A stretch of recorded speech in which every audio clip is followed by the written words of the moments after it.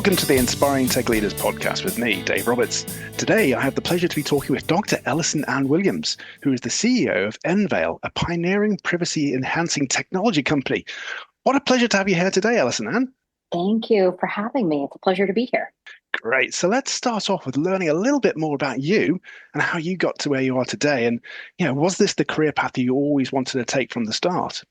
It is the career place I wanted to go, but not the pathway that I ever imagined, which is, probably a pretty normal story.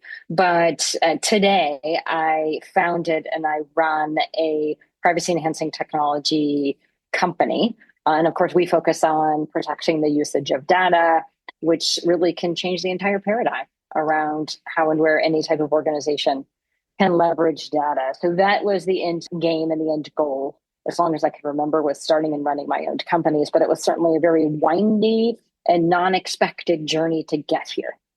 Now, part of that journey included working at the National Security Agency, where I believe you worked on homomorphic encryption.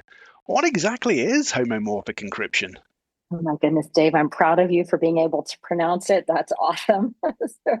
Homomorphic encryption is one of the key pillars of that family of technologies that I mentioned, privacy enhancing technologies. So what homomorphic encryption allows you to do is to perform computations in the encrypted domain, or as we would say in the technical world, ciphertext space, as if they're in the unencrypted world or the plain text space or the real world, as I would like to call it. So you may be thinking, all right, well, performing encrypted computations as if they're unencrypted, that sounds interesting, but why does it matter?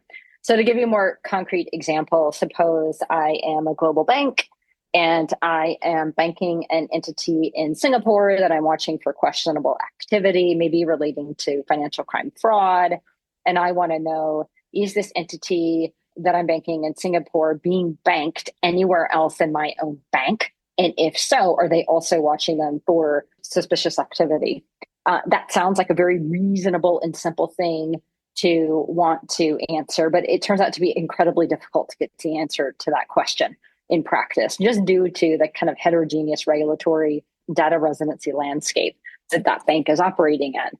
Now, what privacy enhancing technologies and homomorphic encryption come in to do is uniquely enable that question to be answered very cleanly and very simply in that it can take the question for, are you banking the Singaporean entity? It can encrypt it homomorphically in the form of an encrypted search in Singapore. It can send that encrypted search out to the other operating jurisdictions of the bank. So out to the UK, Turkey, Germany, Switzerland, etc. It can process out there without ever being decrypted. So none of that Singaporean information is ever revealed outside of Singapore. An encrypted result is produced, comes back to Singapore where it can be decrypted. And then in a matter of seconds, you can see, wait a minute, this Singaporean entity that I'm banking in Singapore, that I'm watching for questionable activity, that I had no idea was being banked anywhere in my own bank, is actually being banked in the UK. And perhaps they're watching them for questionable activity. I need to check that out a little bit further and go about my workflow. And that's all possible because of homomorphic encryption. So the real transformative so what around privacy enhancing technologies or homomorphic encryption is it allows any type of organization, but in that case, financial services, to securely and privately use data where it is and as it is across boundaries and across silos in ways that was never possible before. And you got a little taste of that in that financial services example, where those boundaries and silos were driven by jurisdictions, for example, of the same global organization, but it allowed insights to be drawn from data in a secure and private way that would have never been possible, as I mentioned. So that's a little bit about what is homomorphic encryption. Well, that's amazing. And how did you develop your knowledge around this topic? Where did that come from? I happen to be a mathematician by training, which, occasionally comes in handy. So that was just kind of very roundabout pathway that I took to get to, this company really wanted to change that paradigm. But math was always something that I thought was very interesting. I was very young going through school. So I just went on and, got the PhD in math and then went from there. So that's an incredible journey. So what really inspired you to start Enveil, and what are the other areas that you've been focused on?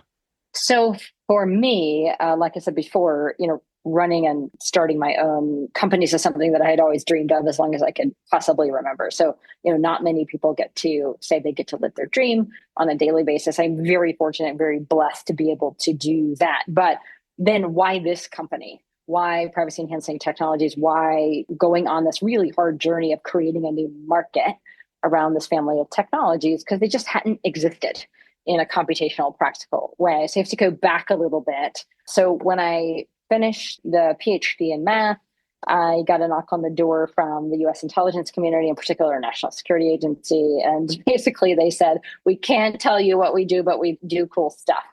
And I thought, oh, wow, I want to go do cool stuff.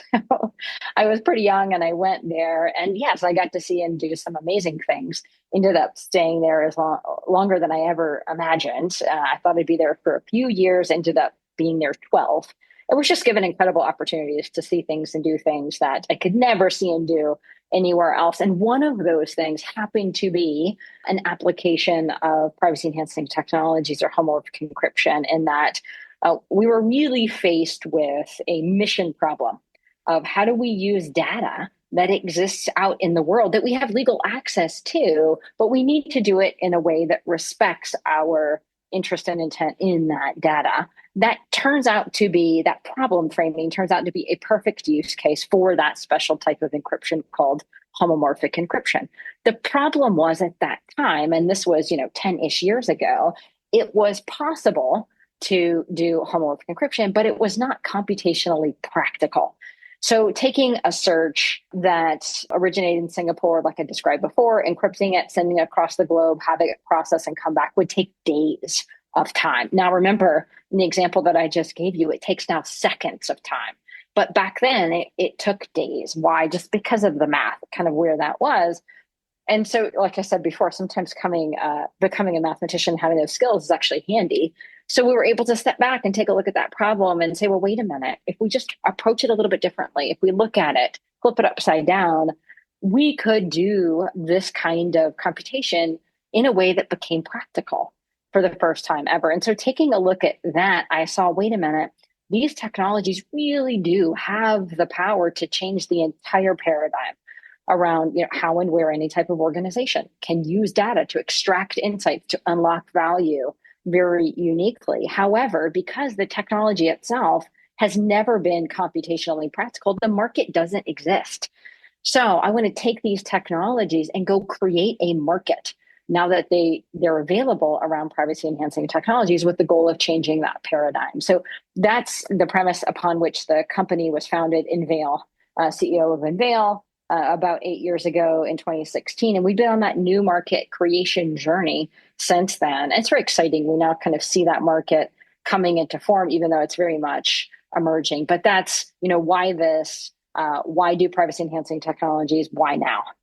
That's really interesting. So what other challenges did you experience when you moved from the National Security Agency to becoming a CEO and founder of a new business?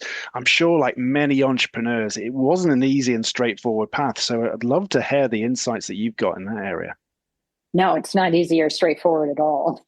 So I like to tell people you're going to hear no exponentially more than you will hear yes, and you're going to be kicked in the head way more than you're ever going to get a high five. And you just keep going because you believe in what you're doing and that it should exist in the world and that it can really make a huge difference in that space. So I think just that inherently in the entrepreneurial journey is tough, and it's consistent, and it's hard because it's hard, right? Which sounds a little trite, but it is the case. I think with creating a new market, it's extra hard. So startups, so we're a VC-backed startup in a tech company. You come in kind of two forms. One is your, build a better widget kind of company where the technology exists. People understand what the widget is. You just need to convince them why yours is 10,000 times better than anything that they have seen before in order for them to buy and you to gain market traction and things like that. New market is completely different. People don't understand what the widget is. They don't even know that thing is called a widget. You have to name it. You have to educate them on, hey, how can you this help you solve your problems in ways that you could have never dreamed of before. You have to do that educational piece of it, and then they can adopt the capability. So it's very much kind of, the Henry Ford principle of horses and cars. So people always had the problem from the beginning of time of getting from point A to point B. And the way they did it at that time, when he came up with the automobile, was they got on a horse and they went from A to B, and that was the best thing that you had. So if you had asked people, hey, what do we need for better transportation? How can you better get from point A to point B? Most of them, the overwhelming majority, would say, well, just give me a faster horse, right? And that's the give me a better widget kind of a situation, where he was trying to introduce an entirely new thing to them called a automobile, called a car, that they had no idea. And there's certainly a tremendous amount of resistance in that. So building and creating a market is hard because it's this educational piece. It's not that the problems haven't existed. It's that nobody has even thought about how you would solve them in this way. So there's just tremendous amount of education that's challenging. It's also why it's incredibly rewarding when you see people go, oh, wait a minute, I get it. That's awesome. Yes, let's go on that journey together. I believe in the power of these capabilities and what it can deliver uniquely to me for my business, for my mission. And then that makes it all worth it at the end of the day. You mentioned earlier about being VC backed. So how did you go about securing the funding for your business? And what advice would you give to other entrepreneurs on this journey?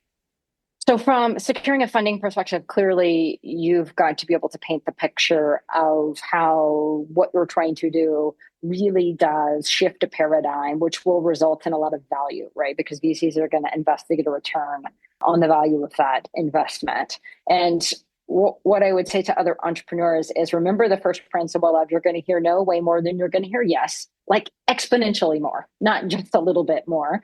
And you're going to be kicked in the head way more than you're given a high five. And that principle is not only true in trying to get people to adopt the capabilities, it's going to be true in getting people to fund the capabilities. So from a VC perspective and raising money, that's the gig. You just have to keep going. You have to be persistent. You have to find the people who also believe in that vision, who see the eventual market, and then also have the patience for new market creation. So the kind of cycle of a company where I want to go capture a piece of an existing market with a capability that's 10,000 times better than what's out there today. And the cycle of a company who's creating a new market in the ways that I just described are very different. Those new market creation motions take time. There's a lot of education that takes time to occur. And so that's going to require much more patient capital than if you had your kind of existing market, better widget kind of a company. So watch out for patient capital. Great advice. So what about data compliance and the landscape evolving around that? What role do you think government need to play in that part? So we're seeing some interesting things happen, in particular with privacy enhancing technologies and governments globally in two ways. One is, and this is part of the kind of new market education piece of it, we are seeing now in kind of one of the data points of the market starting to come together and emerge are government entities like the FCA, the Financial Conduct Authority in the UK, for example, or the ICO, the Information Commissioner's Office in the UK, give encouragement, I will say, from a regulatory standpoint about the adoption of privacy enhancing technologies. We saw this starting back in 2019 when the FCA put on a tech sprint around privacy enhancing technologies because they saw the unique potential of these technologies to be able to gain insights to fight things like financial crime, anti-money laundering, know your customer aspects of it in that way. And then folks like the ICO who look at policy around personal data and things like that to say, wait a minute, you could use data in this protected way. And one of the ways that you're going to be able to protect data, or one of the aspects of it, is going to be personal data, for example. So it has that privacy component to it. So you see them now writing different kinds of guidelines and guidance around privacy enhancing technologies and things like that. The other way that it's manifested in a more recent kind of buzzy terms is around secure AI. So privacy enhancing technologies have really unique capability to protect models, machine learning models, which are the unit of work in AI. And because of that, you're seeing it written in globally, either as recommended as best practice or mandated, for example, by the White House AI executive order for safe, trustworthy, responsible AI, to be used as best practice or mandated around its model-centric security properties. So what does that mean? So, thank you to kind of ChatGPT for raising the global awareness to a level we've never seen before of a fact that's always been true, which is models, machine learning models encode the data over which they're trained. So if that data has any sensitivity to it whatsoever, then using the model in across a boundary or silo is essentially the same thing as taking the sensitive training data for that model and moving it across that boundary or silo. Huge problem in so many contexts, every single vertical. So even if we just go back to that kind of simple example around global bank, and instead of maybe executing a search with Singaporean data, suppose that I've trained a model over data in Singapore. And now I want to go use that model or run it in the UK to get some insights that should be uniquely available to me. Maybe it's another financial crime, fraud kind of detection model from Singapore to the UK. Now, the problem comes into play is if I've trained that model in Singapore over Singaporean data, then sending that model from Singapore over to the UK is essentially the same thing as sending the training data from Singapore for that model out to the UK. Clearly, that's a huge, huge problem from a regulatory and data residency perspective. However, if you take the model and you encrypt the model with privacy enhancing technologies, I can send that encrypted model, just like the encrypted search, from Singapore out to the UK. It can process out in the UK without ever being decrypted. If I don't decrypt the model, then I never have an opportunity to see it. If I can't see it, I can't pull any of that sensitive data out of the model over which it was trained. I also cannot see what the outputs and the decisions of the model are, which cut off against a whole load of other kind of adversarial machine learning attacks relating to not having protection around the model itself. So you can get the encrypted results from your model back in Singapore and decrypt, and it can secure those machine learning workflows in that way. You can do the same thing with training a model. So I can now go train my model from Singapore out to all the other operating jurisdictions of the bank in a completely encrypted way, in a completely secure and private way. And if I've, of course, never decrypting that model during training, then I can't do any of those things I talked about, which are pulling any of that sensitive data out of all those training jurisdictions over the model as it's learning and encoding that data within itself across those other jurisdictions. So very, very powerful capabilities relating to model-centric security and privacy-enhancing technologies, uniquely enabling that key component of secure AI. And that's, of course, like I said, being echoed globally. So we're seeing just a lot of movement and momentum around regulators, compliance types of entities giving guidance or in some cases mandating, right, in the White House AI executive order, the use of privacy enhancing technologies for these key qualities around protecting the usage of data, searching, running analytics, running or training machine learning models. Really is a game changer. So what about the emerging technologies? What are you most excited about, and how do you see them shaping the future? Well, clearly, we're on the edge of emerging technologies in terms of privacy enhancing technologies and kind of building the market there and around homomorphic encryption. I think the way privacy enhancing technologies impact all the ways that you can use data is very exciting. The most kind of buzzy form of that right now, as I talked about, is AI or machine learning. So I think the intersection points between privacy enhancing technologies and AI ML are going to be incredibly exciting and impactful here moving forward in the next few years. And what about your vision for Envale over the next 5 to 10 years? How do you see the company progressing and evolving over that period of time? So for us, like I mentioned, we've been on this journey to change a paradigm around how data is used and create that market. And so for us, I think 5-10 years from now, the goal is that privacy enhancing technologies are just the kind of way data gets used across boundaries and silos. It becomes the fabric of how you solve this problem, about how you extract insights. And so the education level goes way down, the adoption level goes way up. And then, of course, the market is created and we succeeded in changing that paradigm. So that's the goal. That's what we're driving toward over the next years of the company. And finally, how do you maintain a work-life balance while running such a successful tech company? That is a great question. I think balance probably isn't the right word. I think more just kind of eventual equilibrium is more accurate. I think it ebbs and flows, right? I mean, if you run a startup and you're creating a new market, that is a 24/7 kind of endeavor, whether you're actively or kind of passively working on it, is the way that I like to put it. So I think it's a tricky thing, but it's important to take care of yourself and pay attention to that, because there's certainly, if you burn yourself out, you're no good to anybody. You definitely aren't going to create a market, and you're not going to be in it for the long haul. So I think starting and running a startup from start to finish is a marathon with sprints interspersed, not an all-out sprint all the time, because then you won't make it to the end and you fall over. So I think keeping that in mind for other entrepreneurs out there is an important thing to do.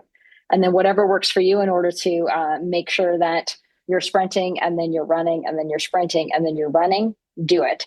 But running a startup from start to finish is not, I'm going to go run around the block and then sit down. It is a marathon all the way, start to end. You will run the whole way. You just can't sprint the whole way. Great advice. Well, thank you so much for taking the time to talk with me today, Ellison Anne. It's been a pleasure to learn about your entrepreneurial journey and the fascinating technologies that you've been involved in. So thank you once again for being part of the Inspiring Tech Leaders podcast. Yeah, thanks for having me, Dave. I really appreciate it.